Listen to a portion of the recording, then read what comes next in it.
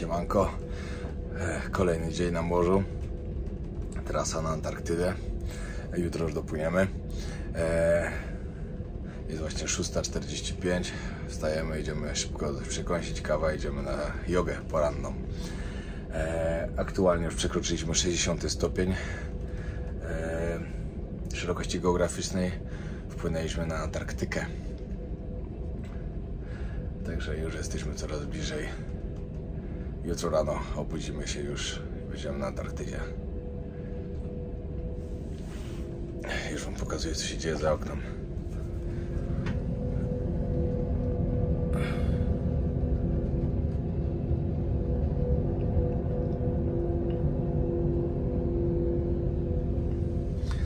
Mgła i fale.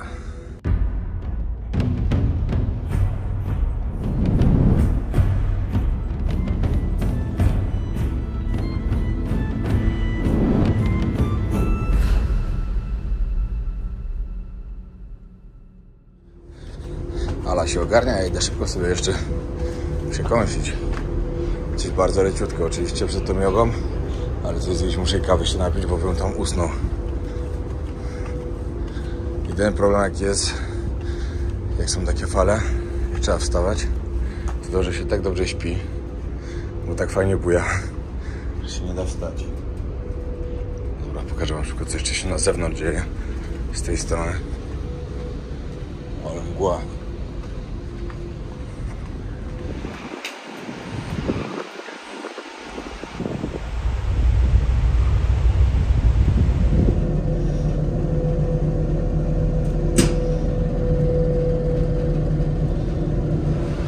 Wczesne śniadanko wygląda tak. Taka przekąska tylko. Ale zawsze lepsze to niż nic. Zadowolona? Bardzo, bardzo fajnie. Bardzo. Rozpocząć dzień jogą. Jogą. Właśnie się skończyły zajęcia. Ale wiecie co, jestem w szoku, że tyle ludzi naprawdę przyszło na to zajęcie. Jest 7:15. No już nie, która już jest teraz? Na 7:15 się zaczęło. No. A naprawdę frekwencja bardzo duża. Pogoda bez zmian. Dalej mgła. Pada deszcz. Pada deszcz? No, tak mi się wydaje. Nie no, pada. No to lecimy z losowaniem dwóch pierwszych pocztówek. Wszystko, żeby było elegancko, przez stronę. Czekajcie chwilę.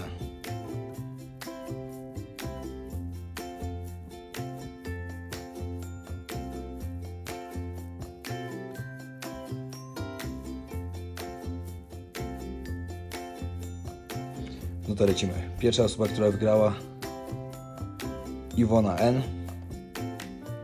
Zgarnia pierwszą pocztówkę i druga osoba, Rafał. Dobra, pamiętajcie, że codziennie losujemy dwie pocztówki. Życzę powodzenia. Co tam, Piotruś? Jakoś leci. Znowu mi niedobrze.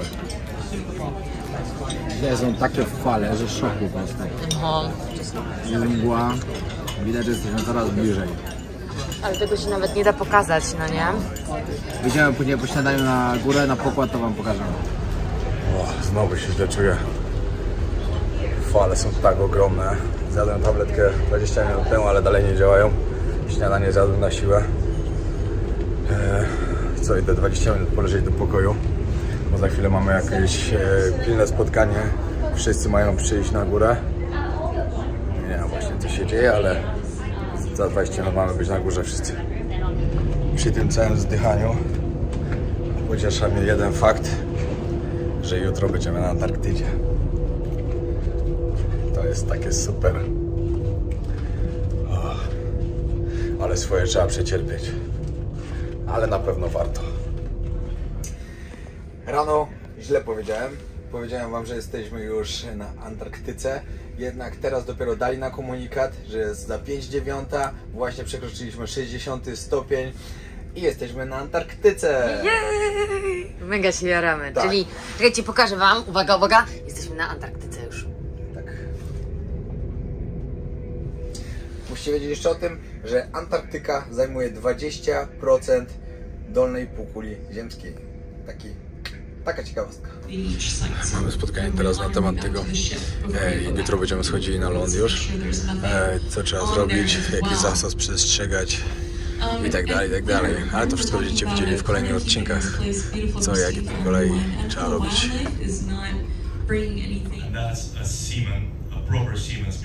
So if he let go, I still can hold him, and in the opposite scenario, if I let go, he still is able to hold me. 12:30, przespaliśmy się trochę, nawet za długo. Miałem nastawić na 12 budzik.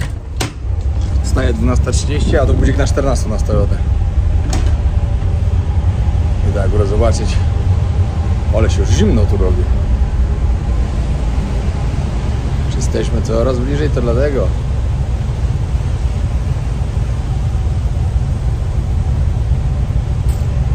Mam nadzieję, że ta mgła trochę jutro przejdzie, żeby widoki były lepsze. Bo tak będzie tak, to ciężko będzie coś zobaczyć. Trzeba wejść na samą górę. Tutaj do kapitana znowu powiedzieć nie będę mógł. Tyłka zawracają, lepiej iść tutaj. O, jacyś ludzie tu są nawet.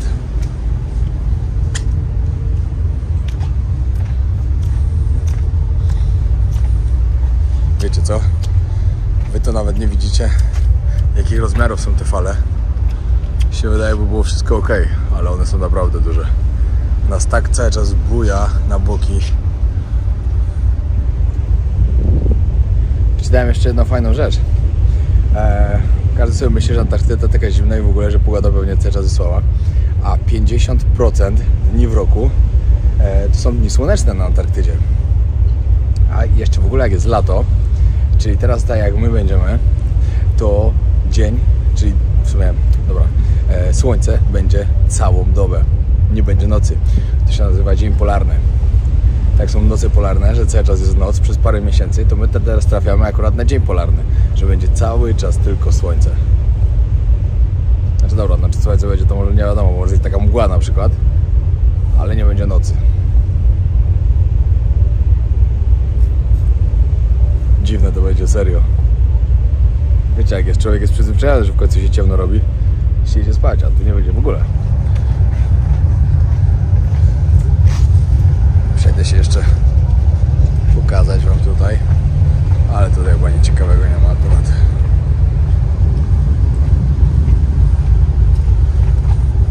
W ogóle wiecie, ja cały czas chodziłem fajnie na turystę w klapeczkach i przedtem komunikat. Prosiliśmy, żeby nie chodzić w klapkach, tylko zakładać buty. No to założyłem. Nie wiem, co mi to przeszkadza. O, nic tu nie ma takiego, co ja wam chciał pogadać. Tam z tyłu tylko zodiaki, nasze pontony. Dzisiaj mieliśmy kurs właśnie, takie szkolenie, jak się mamy zachowywać na tych zodiakach i tak dalej, co możemy, czego nie możemy.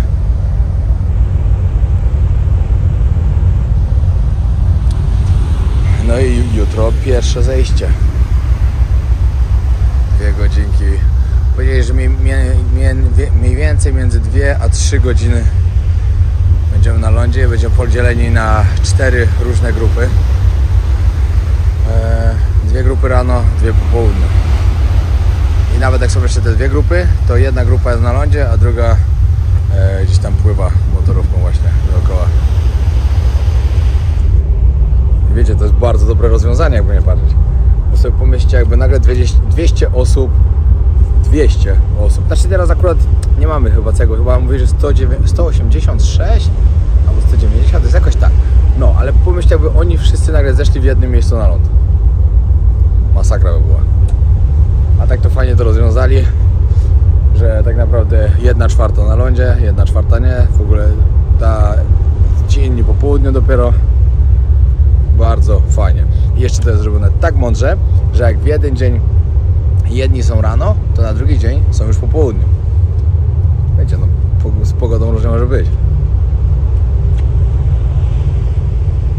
Ale to już jest tak blisko.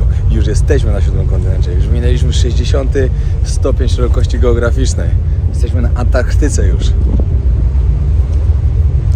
Ale życie jest nieprzewidywalne. Jeszcze rok temu gdzie ja bym myślał o Antarktydzie. Po co? Tak zimno. A tu się pojawiła taka Ala. Ale to dobra. To co powiedziała Ala, to wam powiem później, bo to też jest ciekawe. Dlaczego akurat tutaj jestem. Szkoda, że ja wam nie mogę pokazać tego, jakie te fale naprawdę są duże. One dla was to pewnie wygląda tak, jakby to było płaściutko cały czas. A uwierzcie, że nie. Chociaż i tak myślę, że rano były mocniejsze niż teraz. Albo po prostu dobrze mi działa tabletka. Bo już musiałem zjeść kolejną. Co sobie wziąłaś? A, rajsatka. Na razie przystawkę, zaraz to drugie danie, tylko chciałabym postawić. Ja mam spaghetti. Warzywka. Ogólnie no, jedzonko jest dzisiaj spoko. Znaczy codziennie spoko, mi codziennie mega smakuje. I siadamy? No nie wiem, obojętne. Za chwilę mamy spotkanie grupami, bo zostaliśmy podzieleni na 4 grupy, tak jak wam mówiliśmy, tak jak mówiłem przed chwilą. I idziemy teraz na pierwsze czyszczenie ubrań. Trzeba wziąć czapkę, rękawiczki, spodnie. Na pierwszym szalik. Szalik. Szalik? Od tyłu masz za sobą? Nowe, tego nie trzeba brać. Ale to było poza tym przecież. Dobra. Szalik. Kurtki nie trzeba brać, drugiej też nie trzeba brać, bo one były tutaj świeże wyciągnięte. Także nic tam na nich nie ma. Będziemy musieli usunąć wszystko po prostu, co jest niechciane na tych rzeczach, żeby nie przenieść tego po prostu na ląd, czyli na Antarktydę. Ale dla mnie to jest troszkę niezrozumiałe, bo zakładając, że tą kurtkę dostaliśmy teraz, no ale przecież nosiliśmy ją z naszymi rzeczami, które mieliśmy poza statkiem, to ona też teoretycznie powinna być zdezynfekowana. Nie wiem. Tak to jest. No nic. Ja myślałam, o co chodzi z tym odkurzaniem, bo oni, że ktoś tam będzie odkurzać, a ktoś będzie coś tam. To chodzi o to, że oni odkurzają ubrania z każdego pułku. No jasne, że tak. Ja czytałam o tym, zapomniałam jakoś. No jasne, że tak. No, po co myślałeś, że tak? Wszystko musi być dokładnie wyczyszczone teraz. Ja musi być wyczyszczone, ale nie wiedziałam, że tak odkurzacze musi być. Każdy piasek. Wiecie co, w ogóle zrobiłem trochę na patencie, bo nie wiem, czy jutro, czy pojutrze jest kemping, że można spać na lądzie. Nie wiem, czy to będzie w namiocie, czy będzie w samym śpiworze. Zdjęcia, bo i tak by się spało w samym śpiworze. Ale bardzo chcieliśmy to. Bardzo, bardzo. No ale jak już zgłosiliśmy to w naszej agencji, zanim tutaj przyjechaliśmy, to już nie było miejsc po prostu i czekaliśmy tam na takiej waiting list i tak dalej. No i nie udało się. No i tutaj zapisaliśmy się znowu. I teraz zauważyłem panów, którzy to robią. No i zagadałem z nimi po prostu, czy możemy to jakoś troszkę obejść, żebyśmy nie musieli tam być, bo jesteśmy blogerami i chcemy zrobić... Trzeba tylko ustalić, że my i tak chcieliśmy zapłacić grube pieniądze. Tak zapłacimy. No właśnie. Się uda. To nie chodzi... chodzi... tak, że po prostu chcemy to zrobić, że nam za darmo daje, bo oczywiście, że nie. My chcemy po prostu, żeby nam się udało z tego waiting list, żebyśmy weszli, bo tam parę osób, bo 9 osób może wejść jeszcze, nie? Tak to no chyba tak, chyba tak. No, a na liście jest dużo więcej. 30. A że nam bardzo zależy, żeby to pokazać. On mówi, no dobra, wiem o co wam chodzi, to też dobra reklama dla nas i tak dalej. Zapytam kogoś, ktoś zapyta kogoś i damy wam znać. No i mam nadzieję, że się to uda. Musimy teraz sprawdzić każdą kieszeń, czy przypadkiem nic nie ma, żeby nic nie przenieść. Z każdego rzepa, czy nic tutaj nie ma. Akurat nie ma nic, także dobrze. No i wiecie, z rękawiczek, z czapki, nic nie możemy przenieść takiego niechcianego na ląd. Tak. I musimy to odkurzaczem nie odkurzać.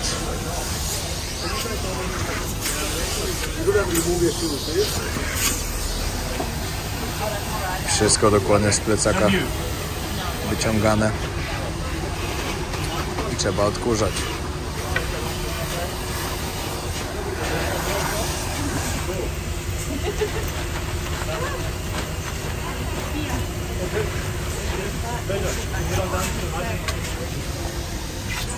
Dzisiaj odkurzacze, każdy w kolejce stoi. Każdy robi swoją robotę.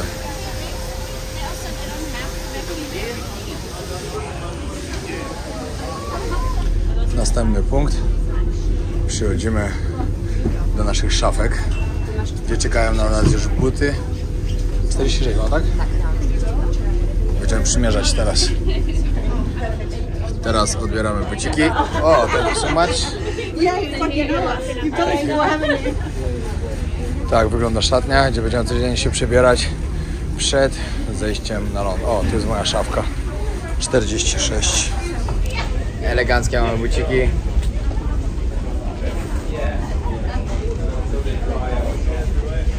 Zawsze mówiłem, że zabiorę, ale do babci na wsi. A tam w takich się chodziło, całe dzieciństwo się miało gumiaki. I się latało w lato w gumiakach. To było super dzieciństwo i super wakacje. Zawsze wakacje całe spędzone u babci na wsi. Ale w ogóle chciałabym zauważyć, przełóż kamerę na drugą stronę.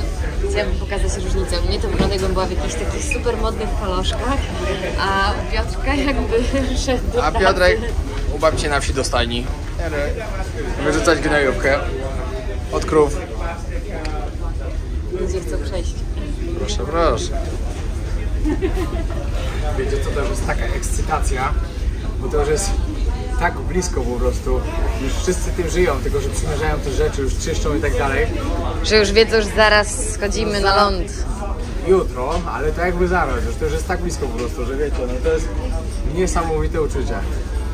I no co, rano wstaniemy, śniadanie i schodzimy na Antarktydę. Właśnie ciekawe, czy są 4 grupy, tak? A, właśnie ciekawe, czy my będziemy w porannej, czy będziemy po południowej. Żeby było po prostu łatwo, żeby nie było tłumów i żeby szybciej wszystko sprawniej szło. No to ja już to tłumaczyłem. Aha. No tłumaczyłem, tylko jeszcze sprawa jest taka, Co ta pani ma z nogą? Zapytałem pana w sprawie, no taka ma grube, w sprawie drona. Jakaś choroba była. Bo obżarstwo, to nie jest choroba. Zapytałem pana w sprawie drona, bo było, że trzeba mieć jakieś specjalne pozwolenie i tak dalej, ale że ktoś tu z grupy dostał to pozwolenie i on mówi, że to jest dopiero drugi przypadek w ciągu 11 lat, jak słyszy, że ktoś dostał pozwolenie na drona, no i że nie ma szans, że on nawet nie próbował, bo wiecie. Ale zagadam z tym chłopakiem, co będzie latał. Może będzie chciał dać mi jakieś nagranie albo sprzedać. Zobaczymy. Fajnie by to było. I tak nie może latać wszędzie. Są jakieś wyznaczone miejsca, tylko gdzie może latać. Zobaczymy. Wszyscy mierzą.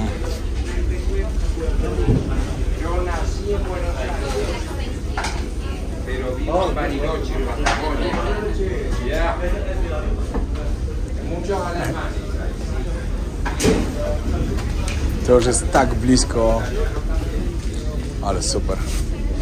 Ale tak naprawdę to dopiero zobaczycie w kolejnym vlogu. Robimy dla was daily vlogi, codziennie pokazujemy, jak wygląda ta podróż. Codziennie będziecie widzieli wszystko. I trzeba jeszcze się podpisać. What room are you in? Shackle. Oh, what room? 4073. Oh, sorry, it's probably Dzisiaj tutaj mają trochę... Sign? Yes, ready? Good job. Yes, thank you. Mają dzisiaj tutaj trochę roboty. Z prawie 200 osób. W ogóle nie wiem, czy jeszcze mówiliśmy o tym, ale to jest dopiero druga ekspedycja od czasu, jak się to całe gówno skończyło. Zaczęło. Nie no, i skończyło. Skończyło. Odkąd się zaczęło i skończyło, to jest druga ekspedycja. Tak. Także wiecie, tu normalnie teraz ponad 2 lata statki nie pływały na Antarktydę. My płyniemy drugim. Dziewczynę spotkaliśmy, która płynęła pierwszym. Podjarana taka na maksa, że szok. Ale teraz parę dni w szatni pytaliśmy też, ona mówi, że dopiero zaczęła pływać na tym statku i że to jest jej druga wyprawa i jest teraz bardziej podjarana niż za pierwszym razem, jak płynęła. Także po prostu to zobaczymy tam i to, co wam pokażemy, będzie co oglądać. Mamy na dole. Aha. Co robisz? Piękny kartonik. Mamo, tato, żyje. Pozdrowienia z Antarktydy. A co będzie na drugiej stronie? Zaraz wam pokażę. Tak. No i co? Jedno gotowe. Pięknie ci to wyszło. A jak? Wow. Teraz robię drugą część. Czy to może ty nie pielęgnujesz sobie tej kreatywnej części? Może ty powinieneś zacząć malować, Wolę się bić. szkicować? Wolę się bić. Ale może nie musisz wybierać. Proszę następny następny plakat ze mną. Narysujesz mnie, dobra? Okej.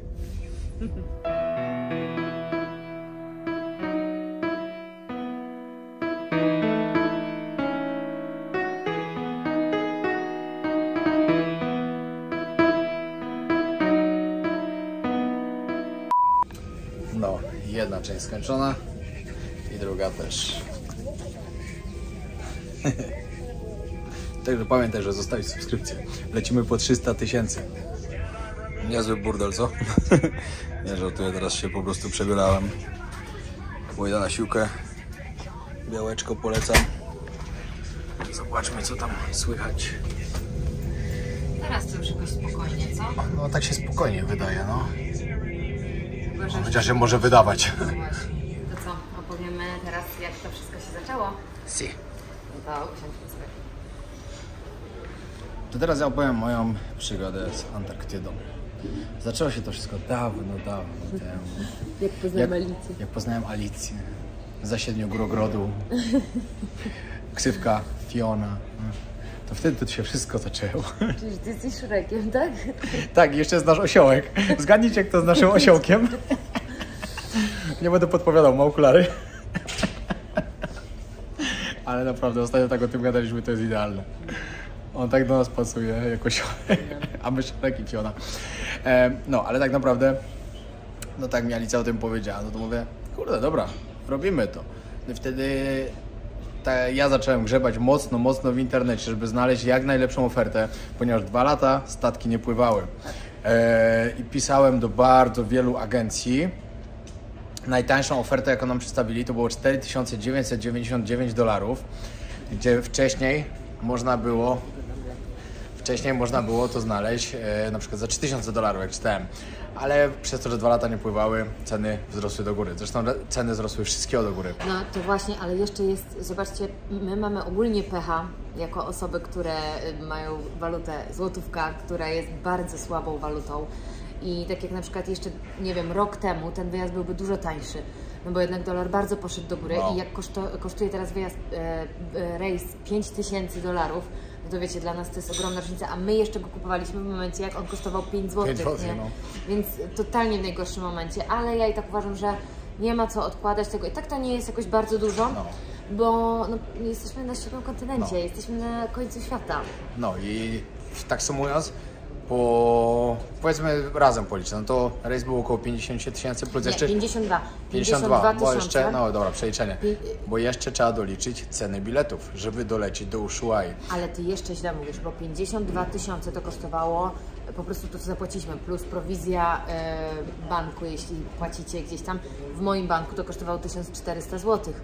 No dobra, no to jest 53,5 przypuśćmy, plus ceny biletów. My z Polski, żeby dolecieć do Ushuai, to na ten moment myślę, że musicie sobie liczyć jakieś 5000 zł od osoby.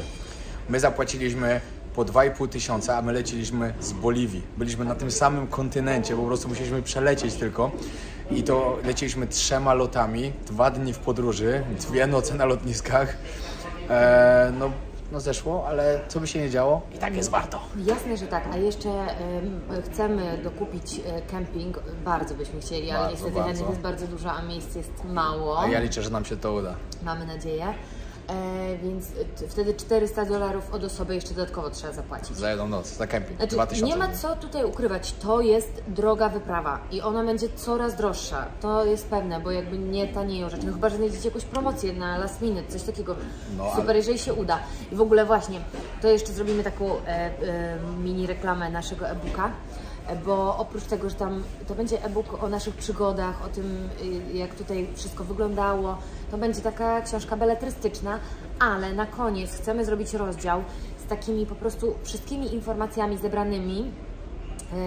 Jeżeli ktoś chce na taką podróż wyruszyć, to nasze biuro, kontakt. Nie nasze biuro, tylko biuro, z którego braliśmy. Biuro, z którego braliśmy, nie nasze, my nie mamy swojego biura, znaczy trochę mamy. Kontakt do osoby, która nam załatwiała ten rejs. Jakie ubezpieczenie z jakiej strony, ile Wszystkie te szczegóły, wszystkie, nie ma co przyciągać, wszystkie te szczegóły będziecie mieli wypisane. I jeszcze najważniejsza rzecz, pamiętajcie, my daliśmy po $5000, ale ja znalazłem ofertę last minute. To było last minute. Normalnie oferta na ten sam rejs to jest 8 do 12 tysięcy, a nawet widziałem i za $15 000. Także najważniejsze jest to, żeby siedzieć w internecie i szukać i pisać do wszystkich agencji, które tylko Wam się pokażą, że robią rejsy na Antarktydę. Do każdego pisać, że szukacie oferty last minute. A właśnie, a jeżeli jesteście tacy, Jezu, zawsze zapominam tego słowa po polsku, flexibility, no, że może jesteście elastyczni, to zawsze możecie zrobić tak, żeby napisać do tych biur, żeby jak tylko jakieś miejsce się zwolni i wpadnie jakaś oferta, to żeby oni Wam to podsyłali i że wtedy po prostu polecicie. My mieliśmy duże szczęście, że się załapaliśmy, bo przez ostatnie 2 lata nie pływały statki i bardzo, bardzo dużo ludzi, którzy mieli wykupione, przechodzili teraz na te rejsy, to tak, że my się wcisnęliśmy na rejs, to naprawdę cud. Tak, ale z drugiej strony też dużo z tych osób na przykład nie może już teraz płynąć, nie może, bo no coś tak, się no. pozmieniało w życiu, bo nie wiem, albo mają tą straszną chorobę, albo coś, więc warto polować na oferty last minute. No, idę na siłkę, yo. W ofercie też możecie znaleźć program z kajakami i to prawdopodobnie będzie już jutro, ale to kosztowało, nie wiem, czy nie będą tylko raz, czy dwa, czy trzy, nie wiem, ale wydaje mi się, że raz i to kosztowało $1200 od osoby. Także to opuściliśmy, bo my i tak będziemy pływać tam tymi zodiakami, także myślę, że można było odpuścić. Ale że na kempingu nam bardzo zależy. Wiecie, co się świetnego dowiedzieliśmy? Że będziemy schodzić 2 razy dziennie. I rano, i po południu. No. Jeśli będzie tyle materiału, że pokazania na pewno będzie, bo będziemy za każdym razem w innym miejscu, to będziemy dużo wrzucać, a nawet może po 2 odcinki dziennie, jak się uda. Będziemy chcieli wam pokazać wszystko, co się da. Wszystko. Dzisiejsza kolacja.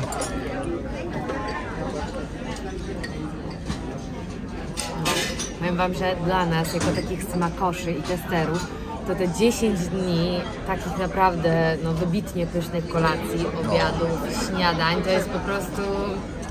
Nie wiem, jak to mówią. Wiecie, jak to jest, jak człowiek się naje tak, że już nie może, bo jest po korek najedzony, ale przychodzi jeszcze wtedy deser.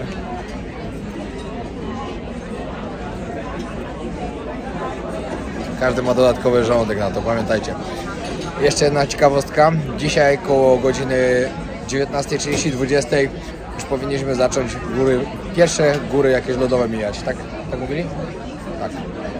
Także może jeszcze dzisiaj coś pokażemy. Chociaż zaczęła się znowu duża mgła. Nie wiem, czy będzie widać. Ale jutro rano obudzimy się na Antarktydzie. Patrzcie, jak śnieg zaczął sypać. O, wy nic nie zobaczycie. Czekajcie, idę na górę. To wam pokażę. A to jest Alicja, poznajecie? No to czas zobaczyć Antarktydę. Idę popatrzeć, bo już mają się pojawić teraz pierwsze góry. I zobaczmy, co tam się dzieje. O, ale sypie. Patrzcie, już śnieg nasypał.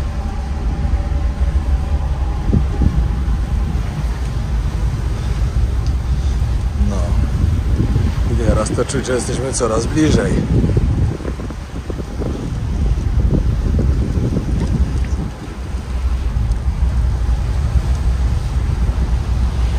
Nieźle, nieźle. Idę na górę. Śnieżyca coraz mocniejsza.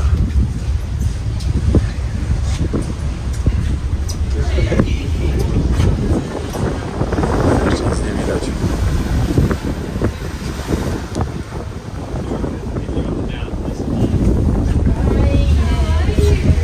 We love your speech today. O, ale się zimno zrobiło. Ale widać już.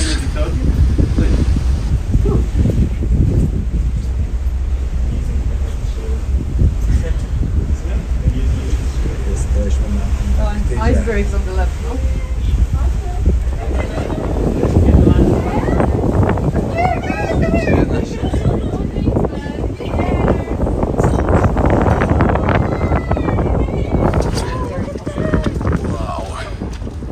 Patrzcie tu. Patrzcie, jak ślisko jest. Ale pięknie wygląda. No problem. Wyrąbałem się.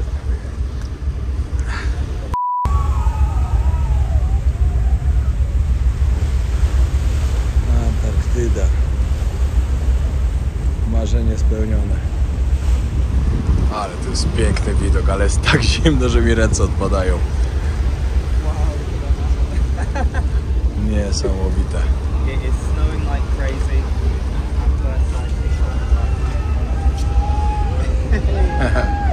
Wszyscy się już cieszą.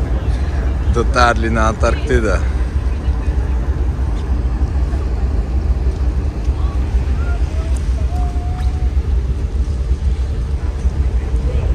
No i oficjalnie mogę powiedzieć, witamy na Antarktydzie. Ale jest zimno. Ale jestem szczęśliwy. Ale dostałem oko. Dobra, więcej zobaczycie w kolejnym odcinku. Już jutro zapraszam. Pamiętajcie o subskrypcji, wspierajcie mój kanał, wspierajcie mnie i zostawcie łapkę i komentarz. Dzięki wielkie, pozdrawiam. Widzimy się jutro. Jutro schodzimy na ląd.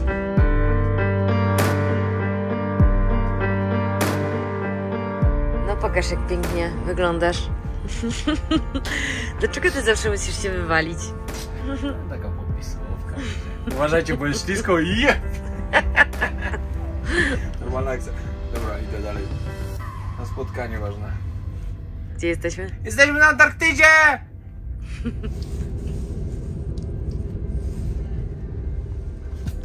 Ej, Ala. Jesteśmy na Antarktydzie!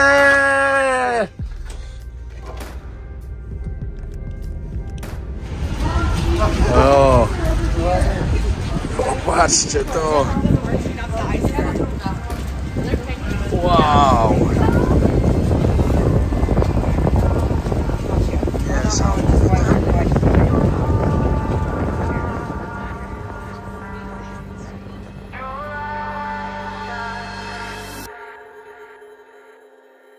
Piotrka stylowa. Ale widzę, że kolega obok ma podobną. Zrobiliśmy Jesteśmy. Zawracamy, ale i tak to nic. Popatrzcie to. Bo we wcześniejszych się wyrąbałem i mam całą mokrą, musiałem się przebrać. Ale jakoś się tym nie przejmuję. Poziom szczęścia po prostu waliło skrolec.